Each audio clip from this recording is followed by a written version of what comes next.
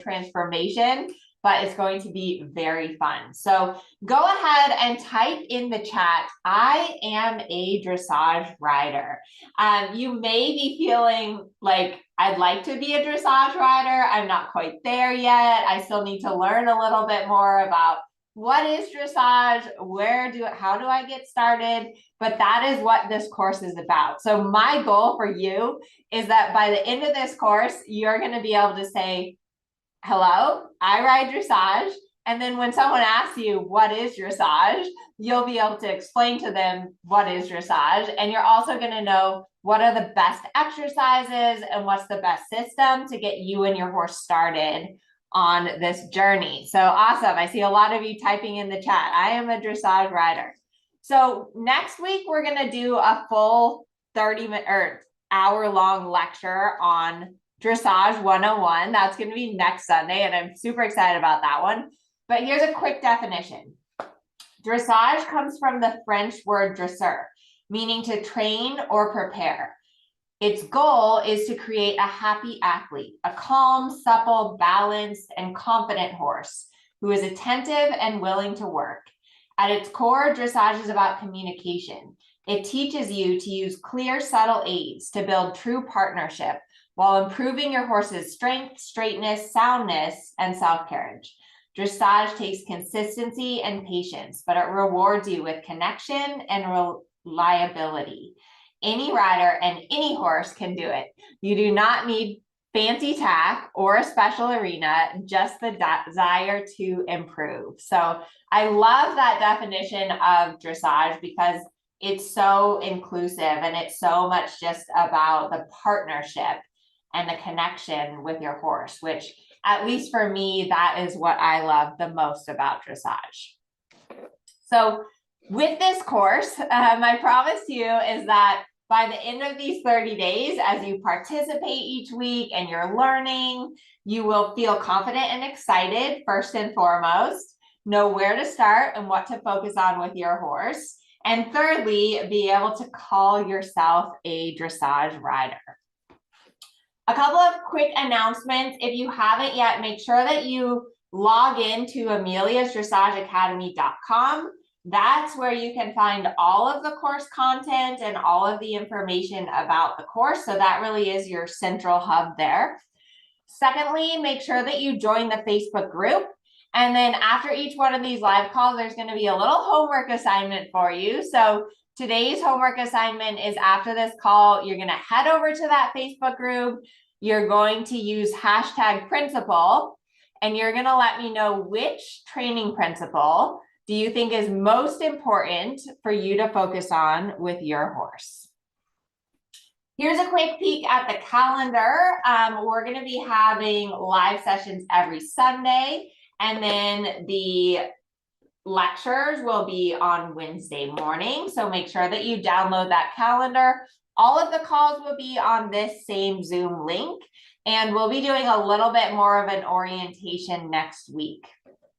Over here on the right, you see the 4 pillars. So this over here, this little diagram, you're going to be seeing a lot during 30 days to dressage. This is basically how the course is structured. So when I think about dressage and when I think about, all right, I have this amazing group of students that really want the correct basics and the foundation and an understanding of what is dressage, these are the 4 pillars that you start with. So groundwork is pillar number 1 to really establish that trust and communication with your horse. Then when you get on, the first thing you have to focus on is your seat, your independent seat. I have to tell you, it was so inspiring watching the riders down at Wellington over the weekend, watching Isabel Worth, watching Laura Graves. There's this amazing Canadian, Brittany Fraser, and these top riders, their seat is so incredible. Their body just moves as one with their horse. And you can see all the movement in the horse, the bounce of the trot and the swing of the canter going through the rider's body. And that really is the foundation of dressage, is your position, is your seat, so that you can find that harmony and that connection and communicate with your horse. So pillar number 3 is once you have your seat and you're sitting connected, then the aids that we use to communicate with our horse, the leg, the seat, the hand, and the right balance, and when to use your leg and how to use your leg. And then the 4th part of the course are riding exercises. So the simple patterns that we start with in dressage. So let me know in the chat, of those 4 pillars, groundwork, independent seat, or the aids, or the riding exercises, which of those pillars are you most excited about, or maybe all of them? But again, when I first started dressage, I feel like no one really taught me this. No one sat down and was like, okay, here's what dressage is. Here's the most important parts of dressage. Here's the right way to get started. And then I ended up with my horse Geronimo. He started rearing because I skipped steps. I didn't know any better. And that's my hope, is that with this course, I can set you off on the right foot and really give you the correct basics. So, all right, thank you all for typing that in the chat. Make sure that you download your workbook. So here's a quick peek at the workbook, and my team will put that in the chat for you to download and keep you organized for the month ahead. So the agenda for today, we're going to talk a little bit about your riding dream. Then I'm going to go into my 5 training principles, and then Nicole is going to be doing her awesome plan your month session. So let's start off this course by just dreaming a little. So go ahead and type in the chat, what is your riding dream? And your riding dream, it doesn't even have to be something that is realistic. It can be totally unreasonable, but it's just that thing that challenges you and that you think about when you're going to bed at night. 2026 is the year of the horse. That means intense passion, freedom, dynamic energy, rapid changes, innovation, symbolizing breakthroughs, bold action, and rapid progress. So we're all going to be dreaming a lot this year. My dream is that, to me, and definitely watching the riders down in Wellington, I have ridden the Grand Prix several times on multiple different horses, but I really want to feel like 100% harmony and connection in that Grand Prix test, because that is what I just love about the sport of dressage, are those fleeting little moments where you feel one with your horse, where you feel like your horse is soft and forward and light and supple. And then you get a few moments like that, right? And it kind of falls apart. But that is my goal, is to be able to get through a Grand Prix test and feel 100% that connection and partnership with my horse. Okay, so now that I see you're all typing in your dreams there, so returning to showing, happy, healthy horse and rider. Ooh, I love that, Cindy. Grand Prix. And yeah, your dream doesn't have to be showing. It can just be that feeling of connection with your horse. So it's great that you have your dream. That gives you a destination, but we need a compass to guide us toward our dream. So that is where these training principles come in. So your dream is your destination. Your compass is what kind of keeps you on the path as you work towards your dream. The first principle is consistency. Consistency is so important in riding and with horses. Horses are creatures of habit. And so the more consistent that we work with them, the more they understand, okay, like doing something, I have a job to do in life, I get ridden, or I have to do my groundwork every single day. And taking these little baby steps, because for a lot of you, I see you have these big dreams and goals with your horse that might feel a little bit out of reach. I love this ladder analogy. You can see on the right, the person there is like reaching up to their dreams, which are so far away. And you're like, oh my gosh, I'm never going to get there. But through consistency, through taking these little baby steps and just doing one thing every single day, then you're going to be able to climb that ladder and you're going to be able to reach your dream and your goal with your horse.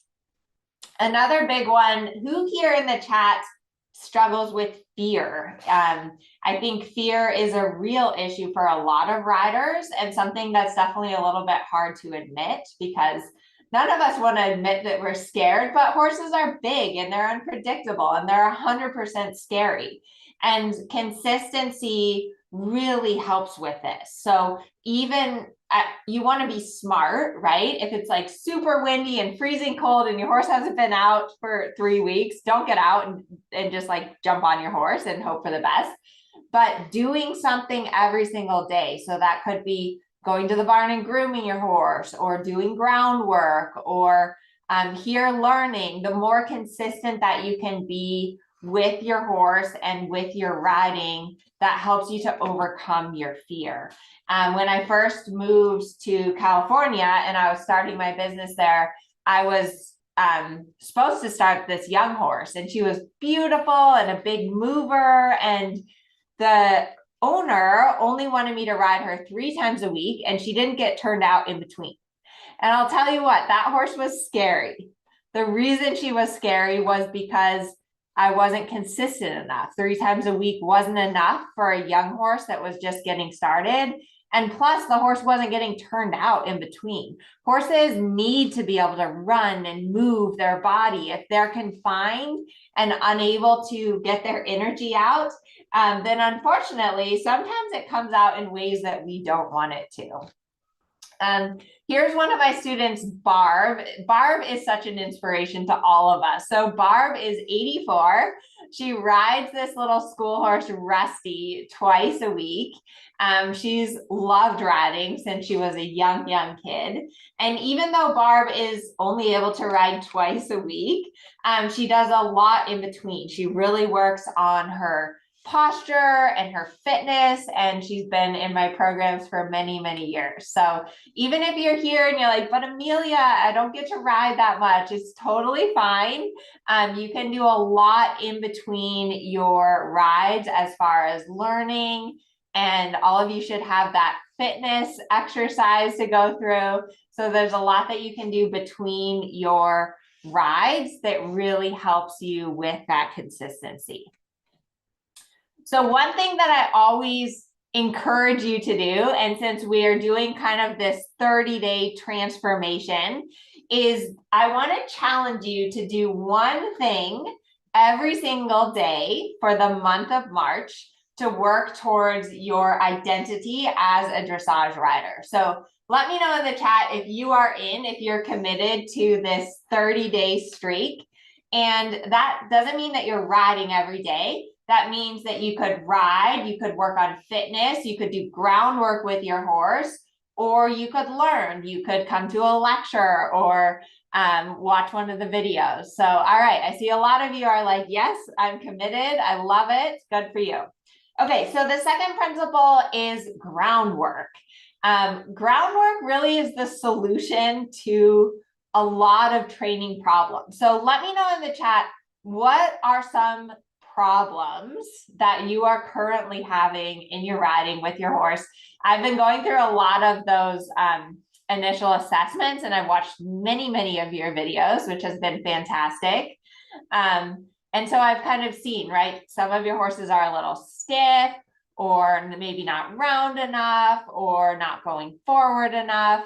But one thing that I always recommend is kind of regardless of what your problem is under saddle, starting from the ground is a really wonderful place where you can establish that trust and that communication.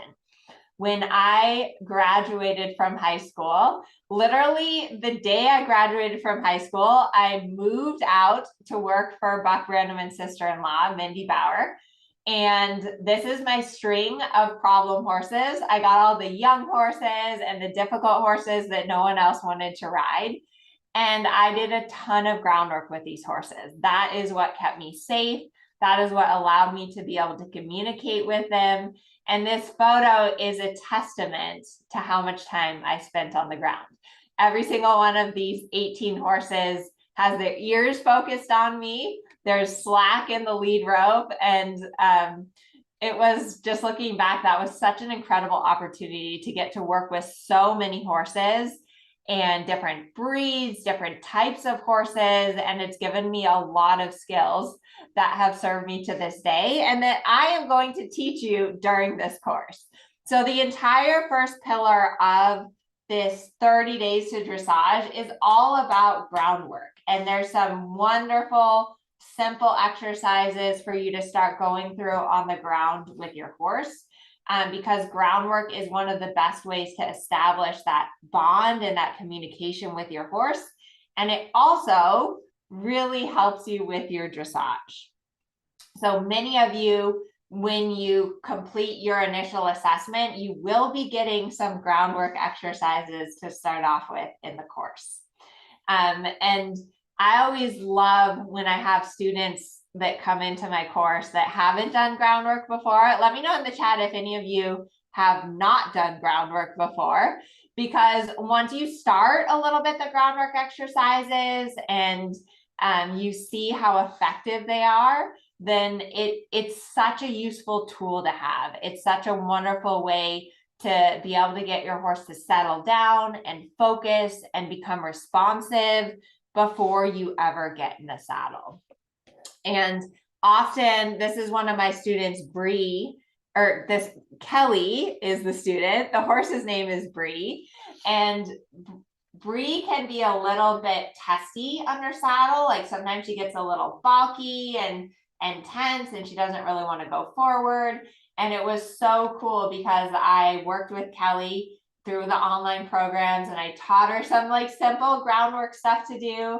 And she did her groundwork exercises. And then when she rode Bree again, it was so much better. The horse was forward, the horse was with her, the horse was responsive. So groundwork unlocks a whole new way of working with your horse. And often a little bit on the ground will save you the battle or the frustration when you're riding, right? And I don't know about you, but I like to enjoy my rides and have fun with my horses. So if I can work through some of the stuff on the ground and then when I get on, have a more positive ride, that is wonderful. Okay, so let me know in the chat, give me a thumbs up if you can, if you're with me so far. If you're taking notes, we've covered 2 of our principles. We have a few more to go. All right, I see some thumbs up from Canada. I love it. So the third training principle is simplify. And who here is one of those overthinkers or paralysis by analysis, where you're just thinking of like all these little details and you just get frozen and stuck. So one thing that I always do in all of my programs, in all of my videos, is I try to keep it simple. I try to take something like dressage, which we all know dressage is super hard and it's super complicated. And where do you even get started? And where do you put your leg? And like you get into all these like details. How can we keep it simple and help you understand exactly where to start and exactly what to do? And again, that is why I designed 30 Days to Dressage with these 4 fundamental pillars, so that guess what? When you're having trouble, you can think, okay, groundwork. What could I do on the ground to make this simple? Okay, my seat, check in with your position, check in with your seat, because that's going to fix a lot of things. The aids, are you communicating clearly? Are you using your aids correctly? And then exercises, what exercise could you do? So hopefully you're starting to see like, yes, this is going to be helpful. It's going to help to simplify things. I also want you to make sure that you submit your initial assessment. When I was designing this course, one thing that is really important to me, especially because it is like an entry level into dressage, is I wanted to make sure that there was a personalization part of the course. So with this initial assessment, you're going to fill it out. I know many of you already have. I've been going through these all week, which I've really been enjoying. Give me as much information as you can. I'm going to read through your responses. You can also put a video in there, which I'll watch. And then I'll give you some targeted focuses for you to start with during the month. Because I know you're all a little different. You all have different horses, different backgrounds, which is fantastic. Okay, so principle number 4 I know I'm going quickly through these, but we have a lot to cover today, is clarity. And when you're working with your horse, it's super important that you are clear in everything that you do with your horse. I don't know how many of you, let me know in the chat, how many of you are managers? Like if you have employees, or I guess even if you're a mother, you're kind of a manager, right? Because you have to tell your kids what to do. But as I'm sure you know, if you try to manage someone, whether it's your employees or your children or your husband, it's really important that you're very clear in the instructions that you give them. Because if you're unclear, it doesn't happen, or there's questions that come back to you. The same principle applies to our horses. And with our horses, it's even harder because we can't use words to communicate with our horses, right? We have to use aids. We have to use our legs and our reins in order to communicate with our horses. So an acronym that I use is aid, reaction, release, repeat. And this little acronym is the foundation of how you teach basically anything to your horse, whether it's something as simple as asking your horse to go forward from the leg, or something as complicated as riding a half pass or a flying change. The way it works is that the first thing you need to think about is the aid that you're going to give. So for example, to get your horse to walk forward, what is the aid that you're going to give? The aid most people use is closing their calf on the horse's side, closing both your calf. The reaction is that you want your horse to walk forward, right? When your horse walks forward, your leg pressure releases. That tells your horse that they did the right thing, the pressure coming off, and then you repeat. So that aid, reaction, release, repeat is how we are clear with our horses. That is how we communicate with our horses. So hopefully you wrote that all down. There's many videos in the course that go over this and explain it with some more examples. So make sure that you dive in and watch those videos. Who here is going to admit that they are guilty of nagging or kicking their horse every stride or giving those mixed signals? Okay, I see a lot of yes, me. So that's okay. We're all guilty of it. Even I am. Sometimes I've been lucky enough, my husband, he's also a trainer and he helps me quite a bit. And he's like, push your heels down. Why are you bugging him so much? Right? Put your leg on, get the reaction, and then take your leg off. And so it's always important that if you catch like that you're working too hard, or you feel like you're having to kick your horse every stride, that you remember to push your heels down, take your leg off, because that way when you put your leg back on your horse, it actually means something, and you can actually follow that R, aid, reaction, release, repeat. But if the aid, if your leg is always on, then it becomes meaningless because you're not going through that aid, reaction, release, repeat. Okay, I see we've got some naggers here. Now, what do you do if your horse doesn't listen to the aid, right? So if you're like, okay, that's great, Amelia, I close my calf, my horse doesn't listen, my horse doesn't go forward. So in that case, what you need to do is you need to increase the aid. So part of dressage is that we want harmony. We want those invisible aids, right? When you watch the Olympics and you're like, how are those horses doing that? It looks like the rider isn't doing anything. How is that even possible? So you always start with the invisible aid, the smallest aid possible, the closing of your calf.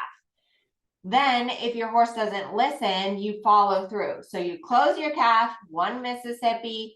Then if that doesn't happen, you're going to use your heel. You're going to give a little bump, bump, bump with your heel. If that doesn't work, then you're going to use your spur.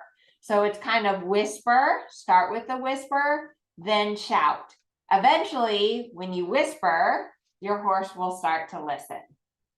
And there's a really good video inside of 30 Days to Dressage that goes through this, that goes through exactly how to use your legs in order to be effective. So for those of you naggers, I would definitely recommend watching that video.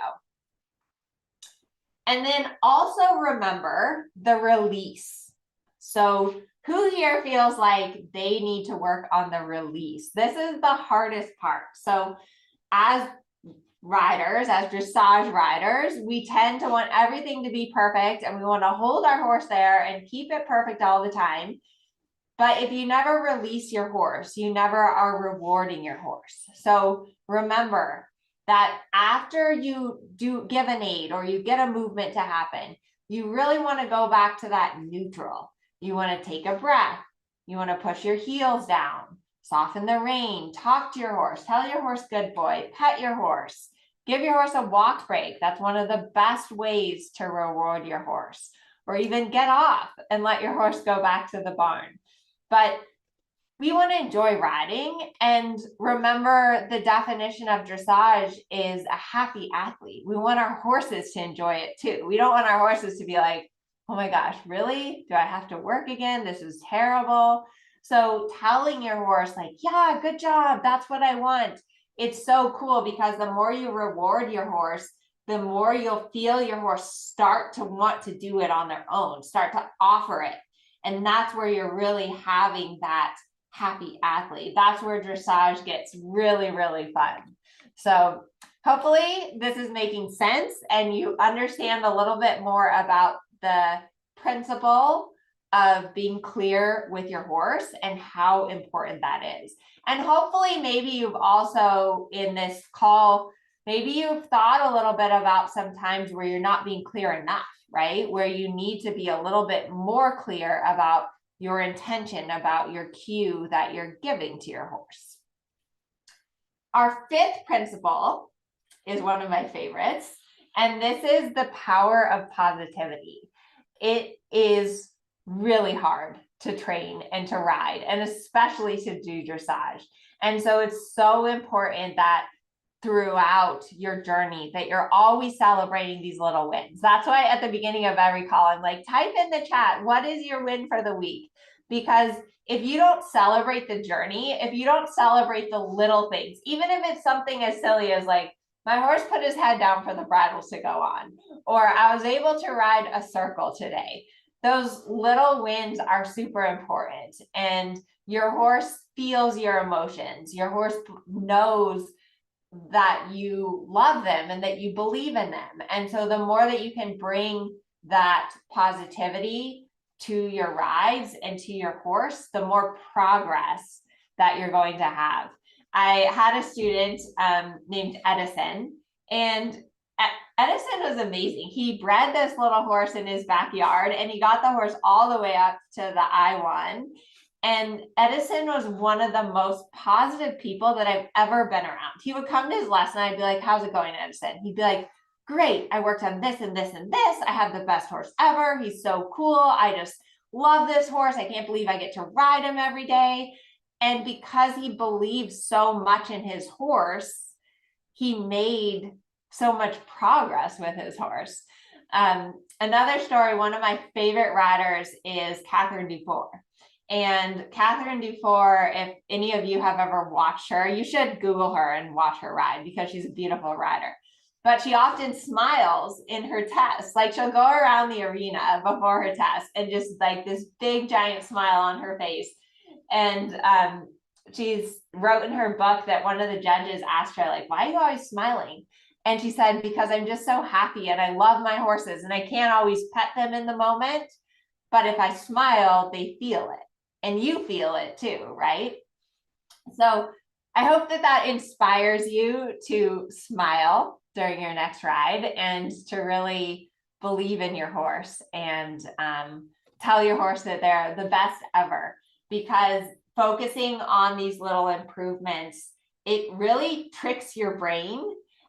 There's a brain hormone called oxytocin, which when you celebrate the progress, it triggers that hormone in your brain and it helps you to have more and more progress. So there actually is a scientific reason why positivity works. So I'm going to skip through these slides a little bit here. So go ahead and let me know. We've covered my top 5 training principles. Let me know in the chat, because this is your homework, which of these 5 training principles most connected with you. Like if you had to pick one: consistency, groundwork, simplify, clarity, or the power of positivity, which of those is going to be your guiding compass during the next 30 days? Okay, Lynn says positivity, Doreen says clarity, Karen says consistency. Awesome. Simplify. All righty. Awesome. Okay. So remember that these training principles are your compass. They're your guide. So as you're going on your journey to becoming this dressage rider and things start to get tough and you start to doubt or question or think all those bad thoughts that come into your head, like, I'm just not good enough for this. Maybe I should take up knitting. I don't know. You want to think about your dream and then think about these training principles to help you stay on course so that you don't go off on the wrong road, or so that you don't let your emotions take over. So don't forget to do your homework. Use that hashtag principle and post in the Facebook group. Let us know which of those 5 principles is really the most important for you this month and why. And I'm going to turn it over to Nicole now for her awesome planning session. I know you guys are going to love this because I might steal some from it as well. All right. Hello, Nicole. Hi, good afternoon. How is everyone? Can you hear me all right? Yep, we've got you. Perfect. Well, this next half is for you if you ever feel like you don't have enough hours in the days fade away, you have too many work commitments or family commitments, or the weather's too gross outside that you can't get anything done that you want to get done. If that resonates with you, you should be on the call for the next 20 minutes. If it doesn't, totally fine if you want to skip out on this. I will never be offended by that. But this is how you can plan your month for success. And if you haven't met me before, hi, I'm Nicole. I'm from Team Amelia. I work with Amelia both in the back end and in the front end like this. So helping you guys with some of these calls. I am an FEI writer, a licensed competition coach, and a licensed judge. And in my work life, I am also a project manager. So I am I love schedules. I love managing time. I love finding pockets of time and making things effective, not just for me, but for everyone else that I work with. So the key to planning your time or your next 30 days starting in March is not to plan by the day. There's the expression, oh, we all have the same 24 hours. And that's a little bit of a lie. You know, if you have kids, you have to get them fed, get them to bed. If you have work, you have to be at your desk for 8 hours a day. You know, we actually don't all have the same 24 hours in our day. But we all have 168 hours in a week. And when you plan your life as a week rather than a day, you can find way more success. You can find those extra pockets of time on those extra hours for yourself, but you have to think of it as a whole rather than individual. And this will also help you feel more successful in your time, that you're actually getting things done, you're making progress for bigger things. If and Amelia challenged us to this streak. If you miss a day and you think of everything as a day, it can be really hard to get back on track, like, oh, I missed a day. Whereas if you look at the whole week and you go, well, I did 6 out of 7 days on my streak this week. That's pretty good. All the fitness trackers are by the week, not by the day. So I really want you to plan this. And I'm going to teach you the system that I use for planning my week. And I was actually laughing during this call because I was tidying my desk and I found several pages where I actually weekly plans that I do every week on my desk. And I was like, oh, I should clean my desk more often. But I'm going to teach you guys how to do this so that you can be really successful. And it starts with 5 principles. All right. The first one, like I just said, we're going to plan for the week, not all the day.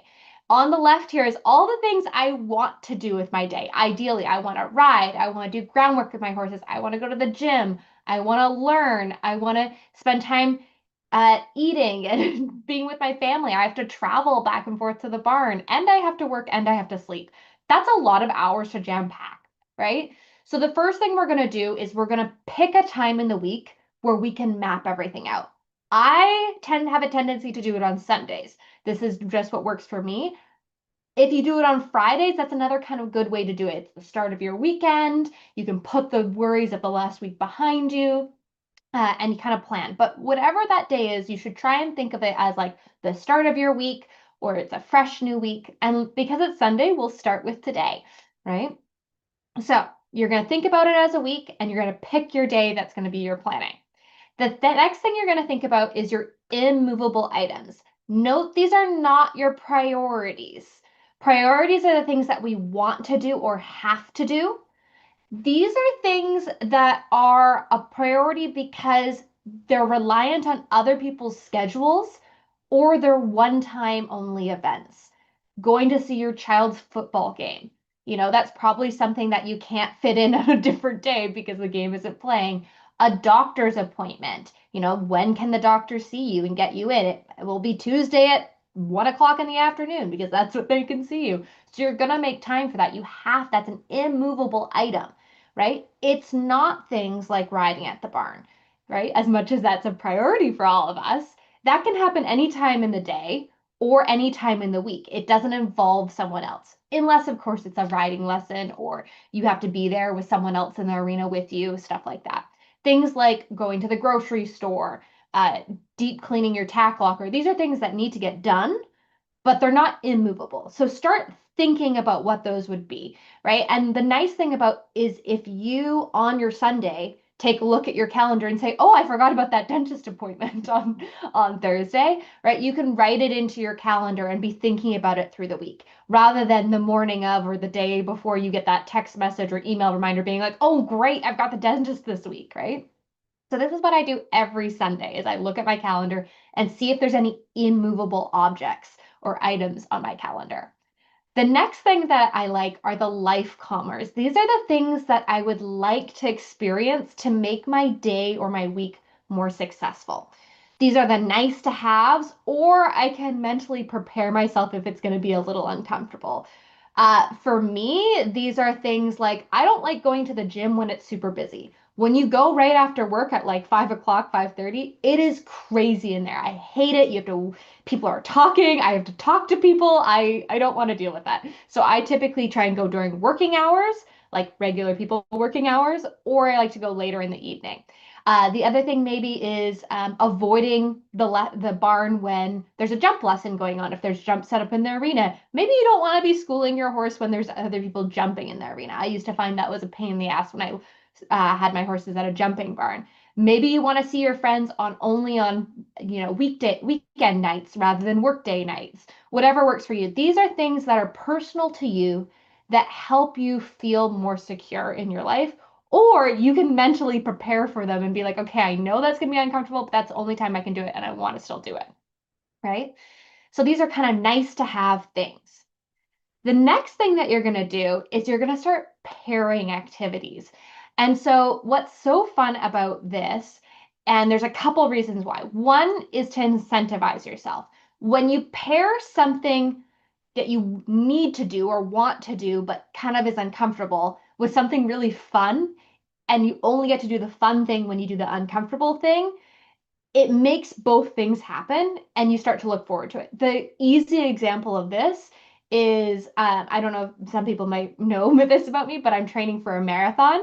And so when I go to, I know I need to do my runs, but sometimes I'm just like, oh, I really don't want to. So I have this guilty pleasure. I have this reality TV show podcast that I listen to. It's kind of trashy. It's doesn't do anything for my life. It's brain stimulation. So I only get to listen to that, reality TV show entertainment podcast when I'm at the gym. So it's pairing something I really enjoy, this guilty pleasure, with something I know that's good for me, exercise. And so what happens is I end up wanting to go to the gym because I'm like, I only can listen to this at this time. That's one way to pair it to incentivize your actions. The other thing it does is it lets me find time to do things, right? If I pair two things together, if I can pair cleaning with listening to a lecture, if I pair a social activity with an activity I have to do. I had a friend for a couple months, we used to go grocery shopping together because it was something we could do that was social together, but it was still like getting a chore done. Um, and then it creates that extra time. The other thing it does is it instantly creates habits for you that are healthy. So another one that I like is when I brush my teeth, I do exercises with my legs, like for balance and things like that. People, if they know me from strides, probably have heard me say that a few times before. I can't brush my teeth anymore without doing some sort of movement with my body. It's just natural, right? And then the other thing is that helps with reinforcement, both internally, it makes you feel good that you're getting all these things done, and it sets these external expectations. So some examples are, like I said, my entertainment podcast and my exercise, meal prepping and listening to a lecture. I do this thing. Amelia went live to the Friday night in Wellington. I was in my bubble bath watching it. So that's something I enjoy for myself, and it was a double whammy. And then this external expectation is that one is that when I work with my horses with groundwork, there's a lovely little woman at the barn, Kathy, who struggles with her groundwork, and she has a tendency that when I do my groundwork, she comes and she's like, "Do you mind if we do our groundwork together?" And I'm like, "Sure." And it actually makes us better because I do my groundwork more often now because I want to help her gain confidence with her. And she comes and she wants to do her groundwork because she knows if I'm in the arena at the same time, I'll give her some tips and help. And so it creates this external expectation where if I don't do my groundwork, I kind of feel like I'm letting Kathy down. And when Kathy doesn't do her groundwork and I'm in there, I know she kind of feels like she's let me down. So it's this way of forming these bonds, and it's also lovely to be able to do something with someone else. So try and think about activities you can pair together for any of these reasons, even if it's just to find time to do it all. Um, so think about those things that you love, the things that you could do at the same time. I love podcasts for this reason. My roommate gets super annoyed at me because I walk around with my headphones in when I'm doing chores, but just some things that you can do. And these are examples of things that I find I love doing in my life. The other thing I want you to think about is that 3 times is a habit. I don't mean doing it 3 times and then never doing it again. I mean 3 times in a week. Habits are routine, but routines get broken up. Holidays, hiccups, long days. I try and, I would say it's a habit that I wash my face every day, but I know there's days that I don't before bed, which is bad. But 3 times a week is a habit because if it's on average mostly every day I do it, I consider that a success. There's this we say a lot progress, not perfection. And that is both for training our horses and also for ourselves in grace. Even if we idealistically want to do something every day, and even if it's not perfect, if it's a little bit, it's progress. There's this quote that I love. If a thing is worth doing, it's worth doing badly. What that means is even if you only have 5 minutes to do groundwork, 5 minutes is better than no minutes. It's better to do something than not to do anything at all. So even if you feel like, oh, I don't have the time I want, then find just 5 minutes, find just 2 minutes. If you feel like, oh, I don't have time to exercise today, just go outside and stand outside in the sun. Breathe the air for a few minutes. That will just do wonders for your mental health as well, even if you can't get out and go for a walk. The last thing I want you to think about and to put into your schedule is rainy day life. So these are planning blocks of time. I like to block it as in half day blocks or like an evening block. And they're for things when life happens, when your schedule gets completely tornadoed. There was a woman at the barn, she had to cancel her lesson because her kid got sick. It messed up her whole week. It happens. She had to stay home. This week, my car taillight went out, and it was not just a simple switch out the light bulb. I had to take it into the shop. It's still in the shop. That completely derailed my week. It snows and you have to like clear a path to the paddock. These are things that you have no control over. And so the day you were planning on studying or the day you're planning on going to the gym or whatever, it gets way late. You have to have time in your schedule for these things. And if your week goes perfectly, then you have like an evening to yourself, and nothing feels better than an evening to yourself where you just have time to do what you want, right? So find these, put it in your schedule. For me, it's typically Saturday mornings. For whatever reason, that works with my schedule.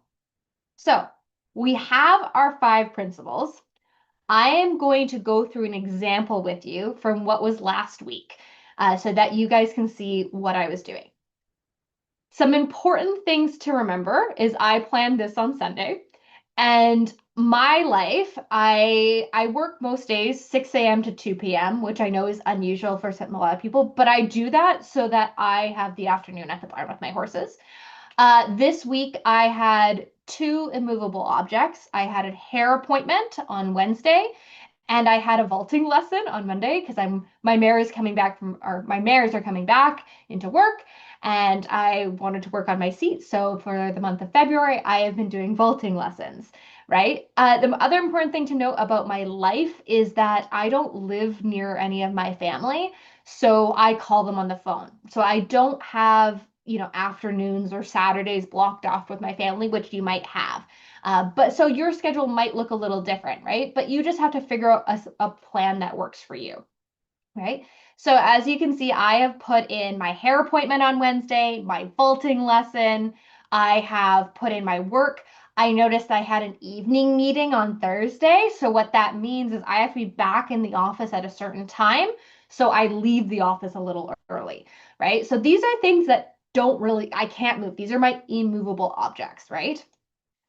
Here are my things that are my life calmers. I like teaching Zoe and Tegan on Sunday mornings because it makes sense with their schedule and it's calmer at their barn at that day. So I try and do that then.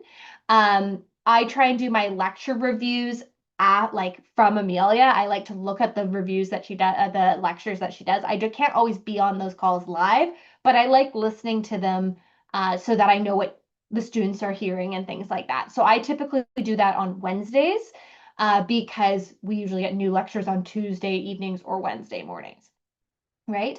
And then I also have on here Lucy, my little rescue pony. I love putting all the toys out in the arena for her when I do my groundwork, but I also need to acknowledge that like during the week, the arena is busy. And so Sundays, usually people give their horses days off at my barn. So that's the day I can kind of take over the arena and put all the toys out and not worry about bothering anybody. Or with tarps and things like that. And then on Friday afternoon, there's a young horse that has a lesson in the afternoon. So I try not to work Lucy at that time of day on the Friday because it's just not a very cohesive training environment. So these are things that are going to make my life calmer and more organized if I can make them happen. So I like putting these in. So it could be anything for yours, right? But these are things that make your life easier that you can prepare for. So like I said, it might be you go to the gym later in the day because you don't want to be right at, when it's busy after work, whatever it is. These are the things that are the nice to have things. You'll notice here I've also put in my 2 mares, Essa and Lucy, because I kind of want on days where I put them on there so that I can see, where they are. And then I've also scheduled days off for them. On my evening meeting day, I'm not going to have time to work both my mares in between me leaving the office and having to get back to the office. So one of them has to have a day off. So I put that in there. And then I know I'm going to give Lucy Friday off. And so then I kind of put in, at least their off days in there. Then I'm going to add my workouts for my marathon training, right? So I put a long form run at Campbell Valley Park. It's a local provincial park. So I put that there, weight training at home, short run, weight training at home. And so I've left in days off for myself and my body as well. And I have to think about not only time commitments for this, but also weather for this, right? Because it's rainy where I live in the Pacific Northwest. Next thing is I added in my pony training types just to make it a little easier for myself. If you have one horse, you could do this. If you have two, you could do that. And you might just feel like maybe I do both groundwork and riding each day, and that's fine. And so you'll see here, my both my mares are coming back into work. One of them is rehabbing and one of them is restarting. Um, and I find it really difficult to do both riding on the same day for them at this point in my life. So I try and plan it so that like one of them I'm riding and then the other one I'm doing groundwork or has the day off, just because I find if I try and do both, it's too rushed for me. Which isn't ideal in my grand scheme of my life, but that's the reality of what my life is right now. So I've added in that just for my sake, right? Then I've added in my perfect pairing. So these are my things that I do at the same time to make things more fun. So you'll see here, I have my meal prep and plan for the week. So when I'm prepping for the week ahead, I also do my meal prepping. So I think about what I need to, if I haven't already bought it, I think about what's in the fridge. I literally start making food and I'll put it in the oven or like what I need to do, and then I'll go back and finish my like weekly plan and stuff like that because I find it just it works well with my brain. When I do my runs, like I said, I try and listen to just my entertainment podcast, but I also like to add in educational things here, right? So I've got on my short run, I listen to the Tick Maynard podcast. Um, or I wanted to listen to the Tick Millionaire podcast that we had in Strides. I have my entertainment podcast here. I've added in teaching Kathy on days that I do my groundwork and that I have the extra time to do. So whatever those might be for you, you can try and find those times to pop them in, right? And then I added in my rain days, which is my Saturday. So on my Saturday here, you'll see I've got my morning. I can either use it for education, another run, or I'm doing my chores. For my rain day, I was like, well, probably, as if I do this whole week, she's going to need a long line or groundwork day. And then I was like, well, if I do all that, I could probably give Lucy another ride. And I was like, and Kathy's usually on the barn on Saturday, so I'll teach her then. Right. So I've added in time to my schedule. That might be a Tuesday afternoon for you. It could be any time where you can have, I try and do 2 to 4 hours because that's, how long it would take me to go for a ride or to, to do all my chores from start to finish, to go on a run right now on the long runs are an hour and a half, right? So I have to think about those things. So try and find a block of time that can be your rain day.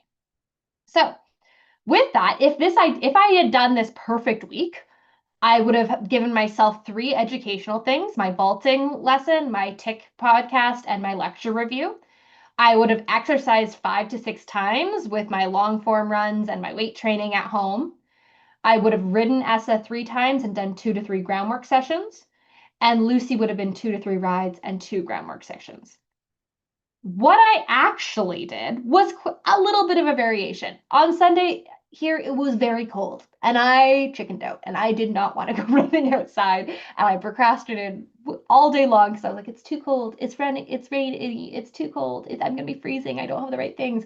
And I procrastinated the day away. And I was like, oh, I did not run.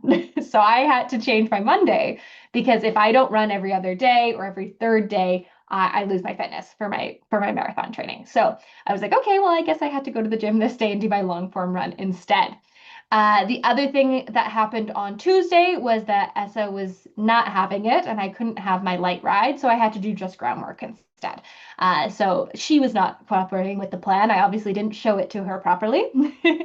And then the other thing that happened was that a friend reached out and was like, hey, do you want to go get burgers? And I was like, yes, definitely I do. So I abandoned my Tuesday night and I was also kind of like, I can't run 2 days in a row, so I have to switch that up.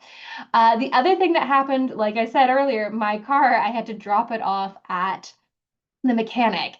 And this one I was like annoyed with because I was like, oh, I can't drive this car. Well, it doesn't have left turn signal. This is so annoying. And I had a hair appointment that day. It was just crazy busy. And I'm like, I was annoyed because even in my hair appointment, I was like, I'm not going to have time to get to the gym before it closes. And I was so annoyed with myself. And I was like, I need to run. And I did something which I've never done before. And I was like, I dropped the car off and I ran home. And mind you, it was not far. But I ran 3 kilometers home and I was like, wow, I did something. I had progress, not perfection. I could have said just as easily, like, no, I'll get a friend, my roommate to come pick me up, or I'll take a cab home, whatever. I could have very easily have said that. But it wasn't far. I've never done anything like that before. And when I got home, I will tell you, I felt like superwoman. I felt so empowered that I had just like ran home. And I was like, obviously that's not for everybody, but I've been training for a marathon for the last three months. So I was like, wow. And I was like, I used my body as a mode of transportation. So it was a really cool pairing for me because something I've never done before and gave me this huge boost of confidence and positivity, even though it was a progress move, not a perfection move, right? Because I definitely need to do more than 3 kilometers that training day, even though I didn't. Um, the other thing that I did was I changed it up and I listened to the Tick podcast later in the week when I was doing my Pilates. And then I had to move another short run here to make up for my shuffle in the day. But that also meant that I didn't need to do my makeup short run in the morning. So that was nice. And then I changed this Saturday session to a ride because I missed out a ride earlier in the week. So I ended up with 3 educations, 4 exercise, 3 rides on Essa, 3 rides on Lucy, 3 groundwork, 2 groundwork. So when I actually, oh, did I? Oh, sorry, I misaligned my slides. So when I look at what I planned versus reality, the only thing I missed was 1 exercise. And I also added dropping my car off at the shop and dinner with a friend, right? So this was a very successful week for me, even if I didn't exercise, didn't get the kilometers in that I should have, even though it was one less day, even though I had to switch what I was doing throughout the week as I went.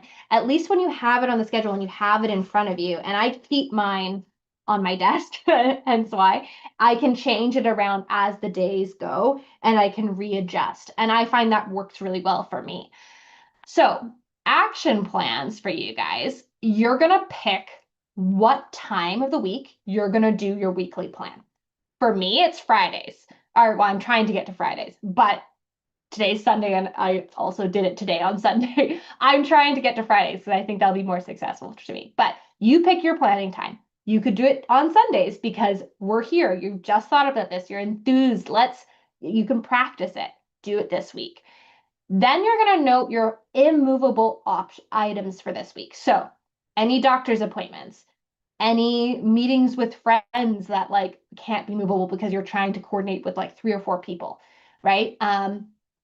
Plans with family dinners, things like that. Things that you can't move and you would be disappointed or be frustrated if you missed out on, right?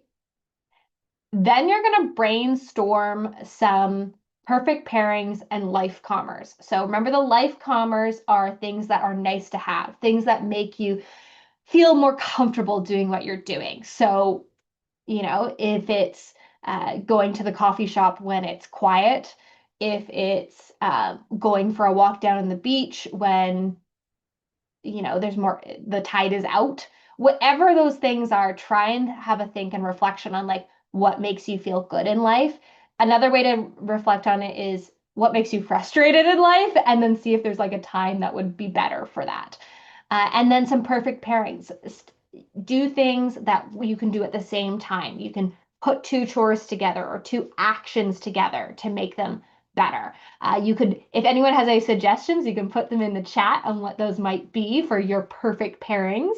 I think that's probably one of my like greatest things in life is finding new things I can do together at the same time.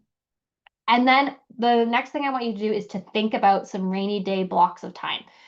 So minimum 2 hours, because that's roughly, how long it would take you to go for a ride, or, an hour to go to the gym, or whatever those things are, get yourself some blocks of time where nothing else is there. And then you're going to practice this. So we have another week until our 30 days in March starts. So I want you to practice this week. Write it out and then as you go, keep reflecting each day. Did that happen? Did not that happen? Where can I move that? Do I have to shuffle a groundwork day in there or something like that? And plan out ahead of time what it is. Because this process, as much as I find it easy, it wasn't easy when I first started. And it takes practice to get into the rhythm of doing it. And I will tell you that if I didn't write it out each week, it would be really hard because there's just so much going on. And your life might look a little different than mine. Like I said, you might have family, you might have work at different hours that you can't adjust. But having those, thinking about it as immovable objects, life commerce, and perfect pairings allows you, and the rainy days, allows you to find time and manage your time so that you can be really successful. And if I had to leave you with any other bits of advice, it would be to remember progress, not perfection. Even if you did something for 5 minutes, it counts on your streak, it counts as a habit, and you can keep moving forward. All right. That's the end. Amelia, are there any questions on that? I couldn't watch the chat at the same time. Awesome. That was great. I don't know about you, but I was like, I know some people were here planning out their week already. I think that was a wonderful help to many of us. And it was also great that you showed like reality. Like you have this great plan and usually it doesn't happen, but just by having that plan, you got so much more accomplished. And so even if you only get to accomplish 60 or 80%, you're still so much farther ahead than if you had no plan for the week. So I think that this was great and super helpful. I don't see many questions in the chat. If we've missed any, please feel free to retype your questions in the chat. Yeah, I'm seeing some great perfect pairings. Listening to Amelia's podcast while walking the dog, That's a good one. driving and listening to the training podcast. I do use my phone call, like I call my family when I'm driving. Probably should have used that one as another perfect pairing. Yeah. My mom always knows when I'm busy or when I haven't been out to the horses when I haven't called her as much. Yeah.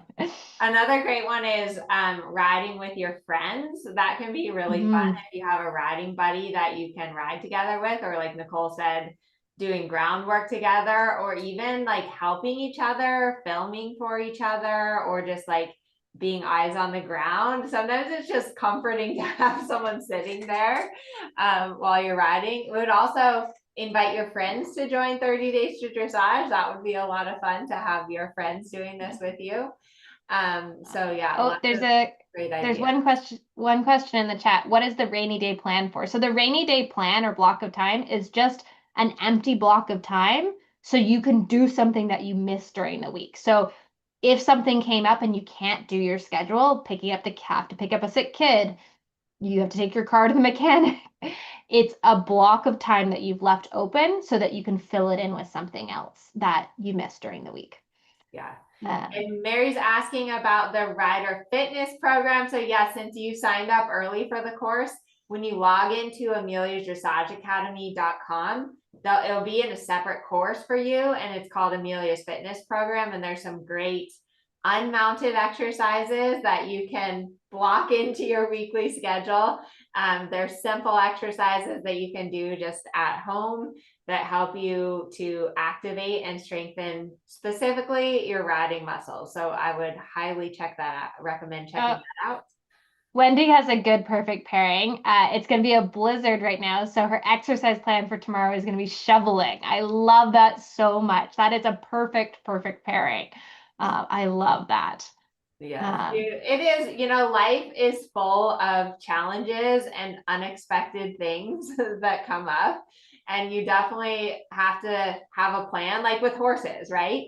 Like you said with Asa, like you have this grand plan and then your horse just isn't with it. And they're scared of today. I got home and I was going to ride Future and he was like all freaked out at the far side of the arena because they dug a hole down there. And so I had to okay, I guess we're going to do groundwork for 10 minutes before we get on. So you have to have that plan so that you actually accomplish what you want to accomplish, but then also it's totally okay to have to change your plan. And that also is where those free time or the rainy day plan, or like, okay, that didn't happen today, I'll have to push it over tomorrow. That's totally fine to do as well. So yeah. I think sometimes when we think about planning, we think about our priorities, which is for all of us, it's we want to ride, right? That is the big thing. But when in reality, you can't think of it like that, or else you're always going to be disappointed that you didn't get it done yeah. because you're going to have things like doctor's appointments and, picking up the sick kid and things like that coming. And you're always going to feel like, oh, I didn't get it done. Whereas if you're like, hey, it didn't work out for today, but because I've scheduled it in for tomorrow, I'm going to get you find that. And what I also like is because we have our three things, our groundwork, our exercise, and our riding, even if I can't ride, which is the priority, I can do something else during that day to support my riding, whether it's going to the gym or learning. Or listening to a podcast while you go to the gym. Yeah. And then you can do both those things. Alrighty, everyone. I hope that you loved this. I hope that you're super excited about the next 30 days. It's going to be really fun, and I'm looking forward to working with all of you in your courses. And of course, my amazing team, Nicole and Lexi, are all here to support and help out. Make sure that you come next Sunday at the same time, same place, for our Dressage 101 lecture, which is going to be great. I've really wanted to do one of these lectures, which is like, what is dressage? Like, what are all those little details that you need to know about dressage and the arena and the tests? And so I'm super looking forward to that, and just really for the next 30 days, which are going to be fantastic. This call, yes, it will be recorded, as will be all of the calls during the 30 days, and you have lifetime access. So should be a really fun 30 days. And thank you all for being here. Thank you, Nicole.